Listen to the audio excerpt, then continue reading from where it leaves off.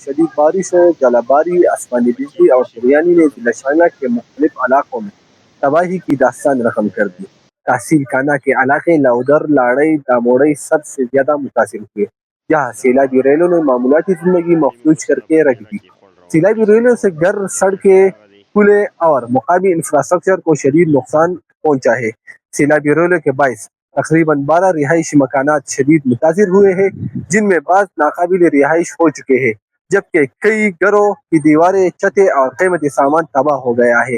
متعدد رابطہ پل اور لنک سڑکیں بھی بہہ گئی ہیں، جس کے باعث کئی دیہات کا دیگر علاقوں سے زمینی رابطہ منقطع ہو چکا ہے۔ آمد و رفت بند ہونے کے باعث مقامی آبادی کو اشیائی خوردنوش کی ترسیل، مریضوں کو ہسپتال پہنچانے اور بچوں کو اسکول لے جانے میں شدید دشواری کا سامنا ہے۔ بعض علاقوں کے لوگ اپنے مدد کے تحت عارضی راستے بنانے پر مجبور ہیں۔ سیلابی ریلوں نے مقامی پن بجلی گھروں کو شدید نقصان پہنچایا ہے۔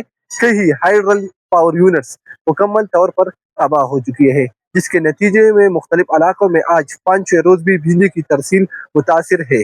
بجلی بندش کے باعث نہ صرف گھریلو زندگی جو ہے وہ متاثر ہو رہی ہے، بلکہ موبائل نیٹ ورک، پانی کی فراہمی اور کاروباری سرگرمیاں بھی شدید متاثر ہے۔